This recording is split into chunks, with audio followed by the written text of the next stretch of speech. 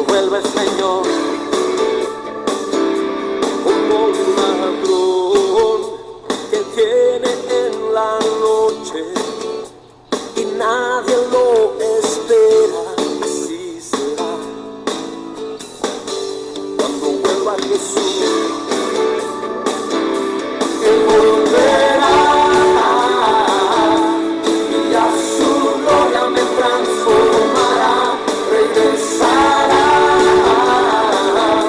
y en una nube me arrebatará con poder y gran gloria. Cristo Jesús volverá.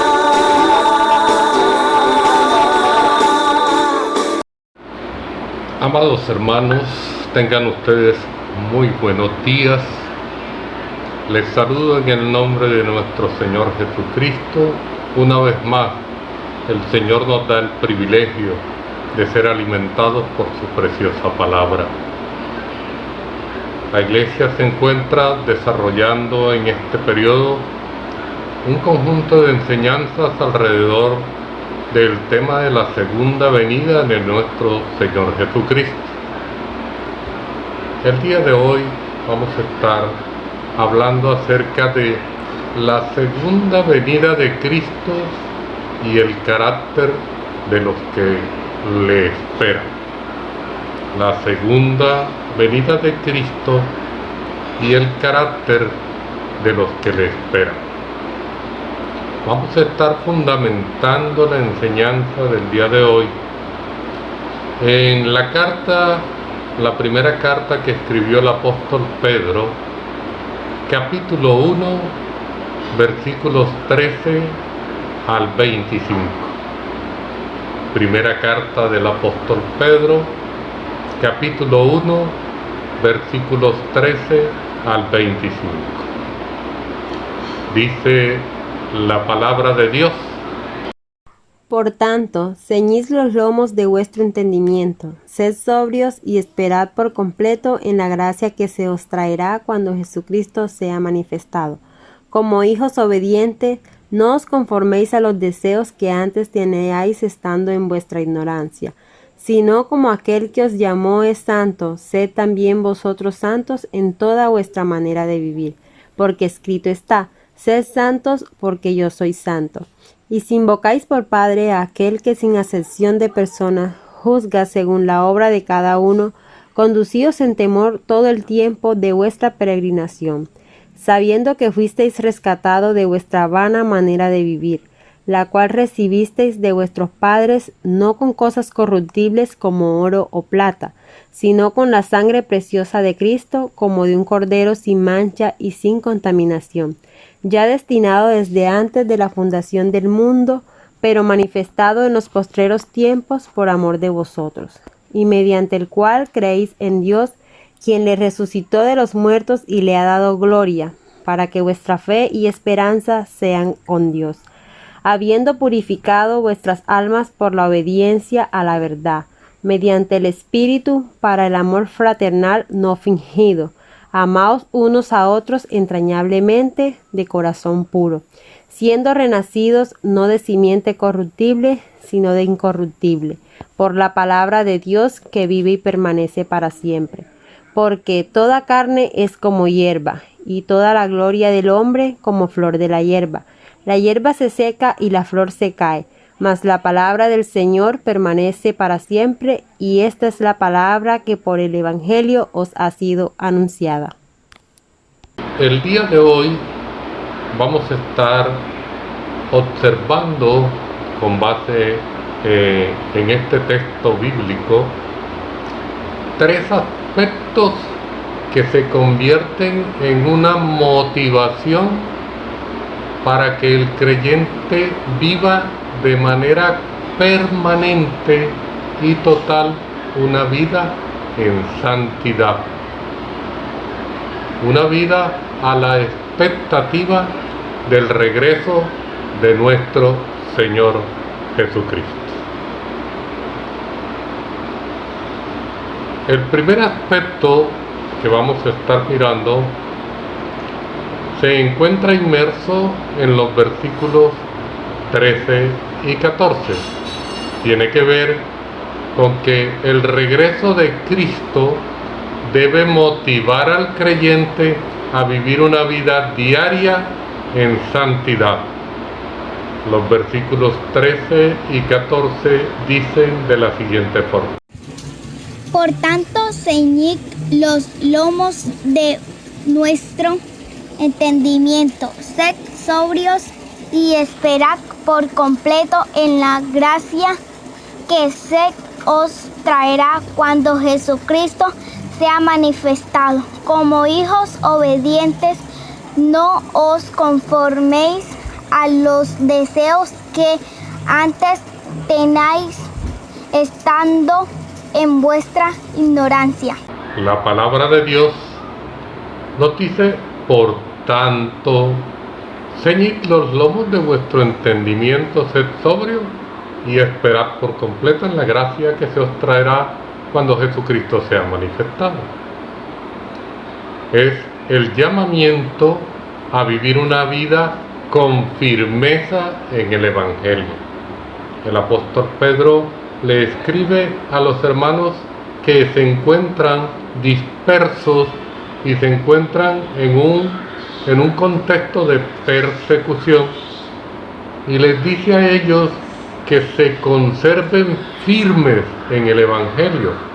Vivir con firmeza en el Evangelio, pensar y actuar acorde a la voluntad de Dios, es el llamado que el apóstol Pedro hace a esos hermanos que se encuentran dispersos, y es el llamado que Dios nos hace el día de hoy a nosotros como iglesia.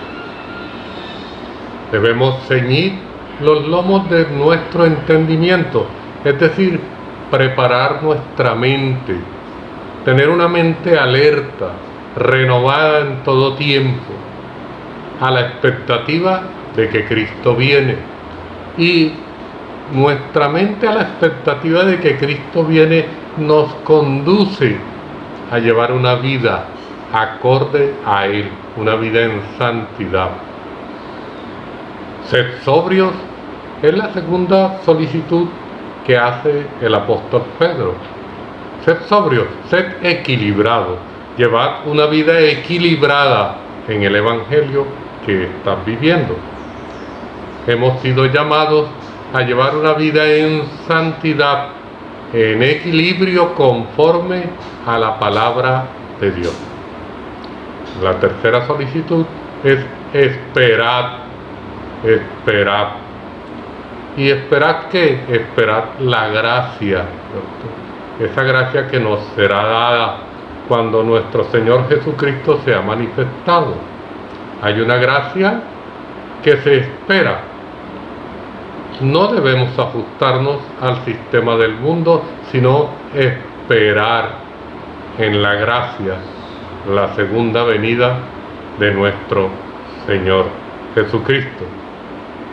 Es entonces ese primer aspecto, ¿cierto?, del regreso de Cristo como una motivación para el creyente a llevar una vida diaria en santidad.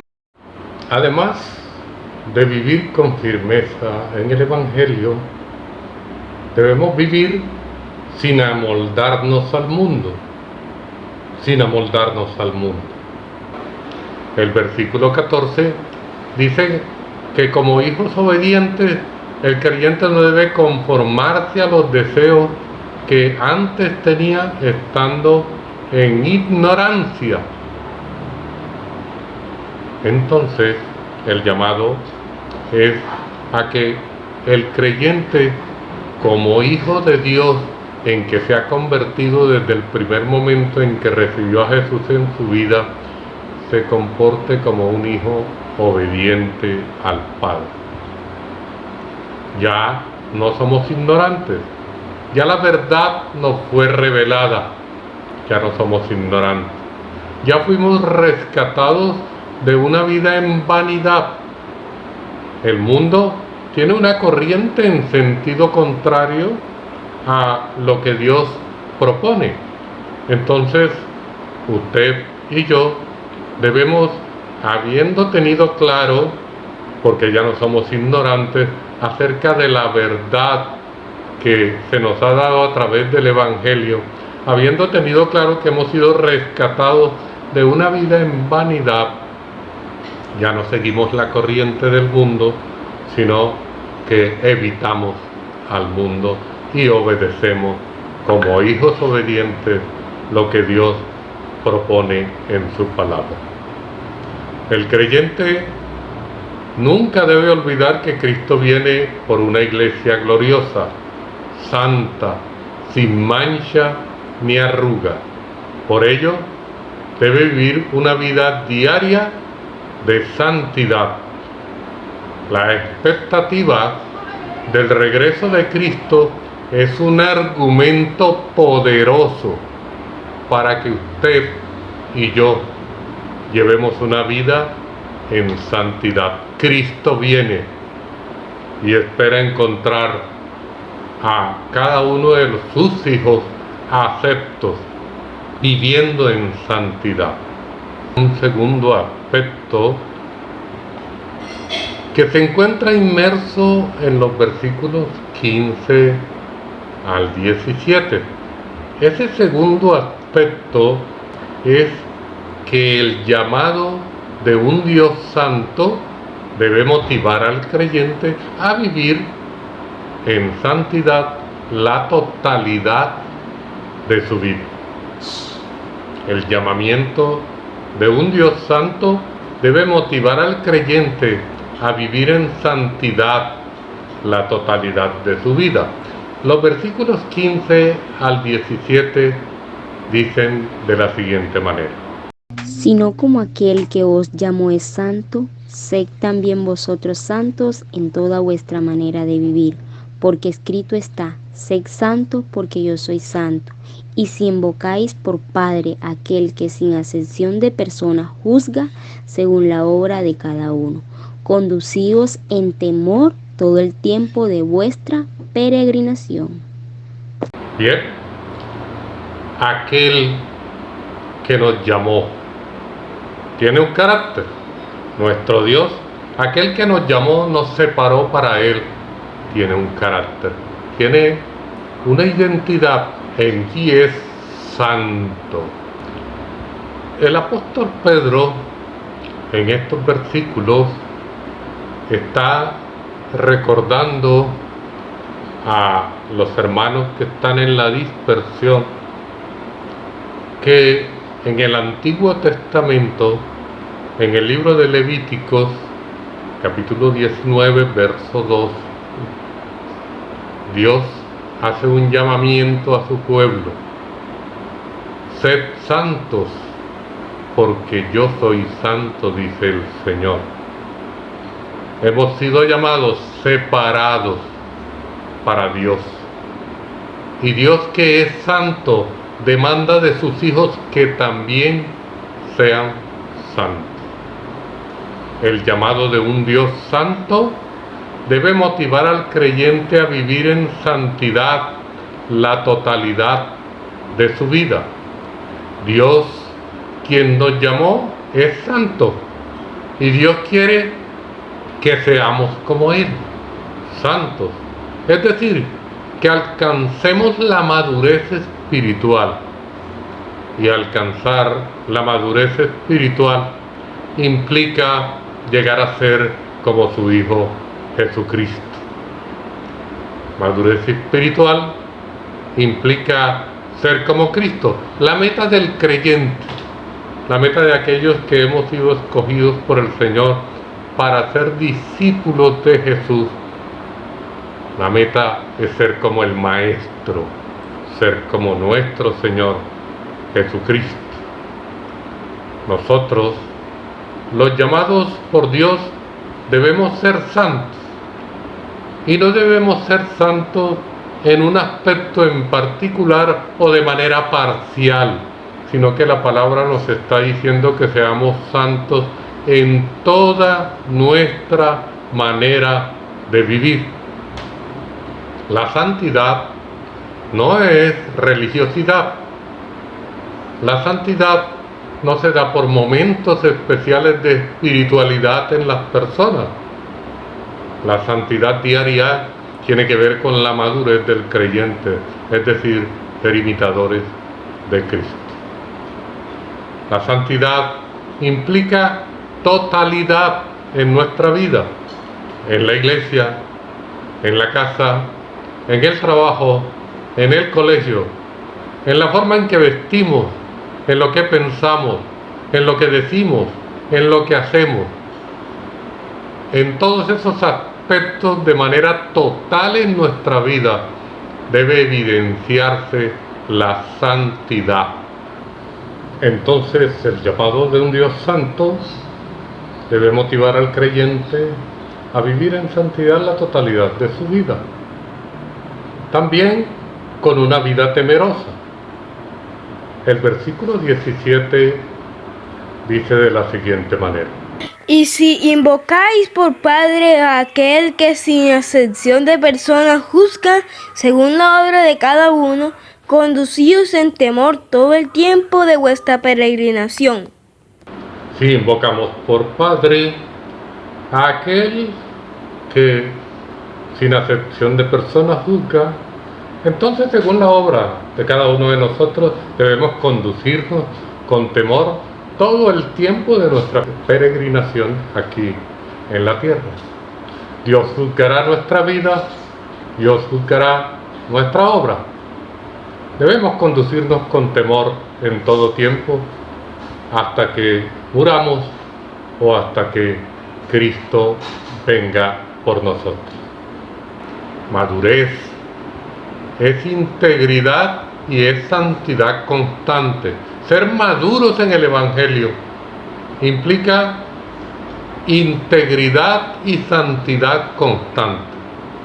La santidad de Dios, como carácter eterno de nuestro Dios, debe motivar al creyente a vivir diariamente en santidad. No por momentos, no son espacios de santidad. La santidad no es un accesorio en la vida del creyente que se puede colocar en un momento y quitar en otro. No. La santidad hace parte integral del carácter del creyente. Un tercer aspecto que vamos a observar el día de hoy y que debe motivar al creyente a santificar su vida es el sacrificio de nuestro Señor Jesucristo. El sacrificio de un Cristo santo debe motivar al creyente a buscar la santificación de su vida. El sacrificio de un Cristo santo debe motivar al creyente a buscar la santificación permanente de su vida.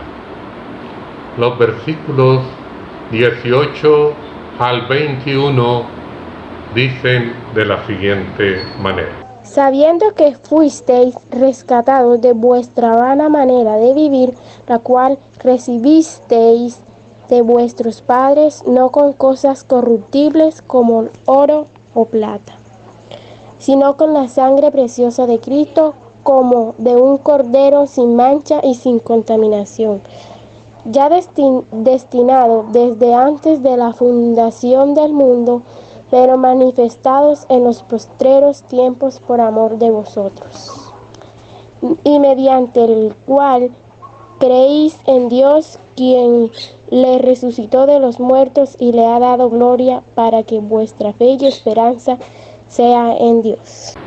Entonces, conforme la palabra, el creyente, sabiendo que fue rescatado de su vana manera de vivir, a través de la sangre preciosa de nuestro Señor Jesucristo, el creyente debe comprender. El creyente comprende el sacrificio de Cristo, que fue como un cordero sin mancha. El creyente debe comprender eso. El sacrificio de Cristo nos debe motivar a santificar diariamente en nuestra vida.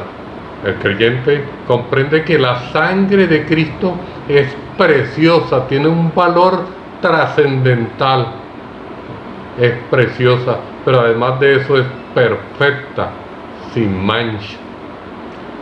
El creyente debe comprender que la sangre de Cristo purificó nuestras vidas y que el Señor fue destinado desde antes de la fundación del mundo para este sacrificio, a fin de que aquellos que nos acerquemos al Señor, aquellos que podamos hacer parte de la familia de Dios, recibiendo a Jesús en nuestra vida, podamos presentarnos aceptos delante de Él, santificando nuestra vida diariamente, a fin de que cuando Él venga por nosotros nos encuentre aceptos. El sacrificio de un Cristo Santo nos debe motivar a llevar una vida en santidad, y eso lo hacemos santificando nuestra vida diariamente por medio de su palabra, su Espíritu Santo.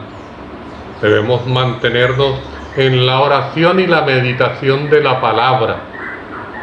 El Espíritu Santo hace la labor en el creyente por medio de su palabra. Edifica su vida, construye su vida, santifica la vida del creyente a fin de que alcance la imagen de Jesucristo a la expectativa del regreso de nuestro Señor. Otro aspecto más es que el sacrificio de un Cristo Santo debe motivar al creyente a buscar la santificación de su vida, entendiendo que debe obedecer a la verdad. El creyente obedece a la verdad, que es la palabra de Dios. El versículo 22 dice de la siguiente manera: habiendo purificado vuestras almas por la obediencia a la verdad mediante el Espíritu, para el amor fraternal, no fingido. Amaos unos a otros entrañablemente de corazón puro. La palabra de Dios, que es la verdad, purifica la vida del creyente. La verdad da como resultado el amor fraternal no fingido entre los hermanos. El amor es compartido por todos aquellos que hemos sido verdaderamente renacidos en Cristo Jesús. Un tercer aspecto o implicación que deberíamos tener en cuenta se encuentra inmerso en los versículos 23 al 25. Dice la palabra de Dios: siendo renacidos no de simiente corruptible, sino de incorruptible por la palabra de Dios que vive y permanece para siempre. Porque toda carne es como hierba, y toda la gloria del hombre como flor de la hierba. La hierba se seca y la flor se cae, mas la palabra del Señor permanece para siempre. Y esta es la palabra que por el Evangelio os ha sido anunciada. El creyente es renacido, es vuelto a nacer, y no nace de simiente corruptible, sino de incorruptible, por el poder de la palabra de Dios que vive y permanece para siempre. Una tercera implicación entonces es que el creyente vive de acuerdo a lo eterno y no a lo temporal. El creyente vive de acuerdo a lo eterno y no a lo temporal. El creyente ajusta su vida a lo eterno, a lo que tiene que ver con Cristo, con el reino de los cielos. El creyente no se ajusta a lo temporal, a las cosas del mundo, a los deleites pasajeros del mundo, sino que vivimos de acuerdo a la eternidad en Cristo y no a la temporalidad del mundo. La carne, la hierba, La gloria del hombre, dice el texto, es temporal. Por el contrario, la palabra de Dios es eterna y produce vida incorruptible. La santidad, amados hermanos, no es algo de momento. No se trata de momentos especiales de santidad. Se trata de llevar una vida íntegra, constante, así como demostrar en nuestra vida el carácter de un Dios santo. Conclusiones, amada Iglesia. La segunda venida de nuestro Señor Jesucristo es un hecho palpable en el creyente cuando el creyente procura con diligencia llevar una vida de santidad en todo tiempo y en todos los aspectos de su vida. La santidad no es un estado temporal, no es por momentos, hace parte de la vida diaria del creyente. Dios nos llama a imitarle, sed santos porque yo soy santo. Dios nos llama a imitarle viviendo en santidad, en temor y reconociendo la grandeza del sacrificio de Cristo a través de nuestro estilo de vida, llevando una vida en santidad. Amados hermanos, deseo que la preciosa palabra de Dios edifique sus vidas para Cristo. Dios les bendiga.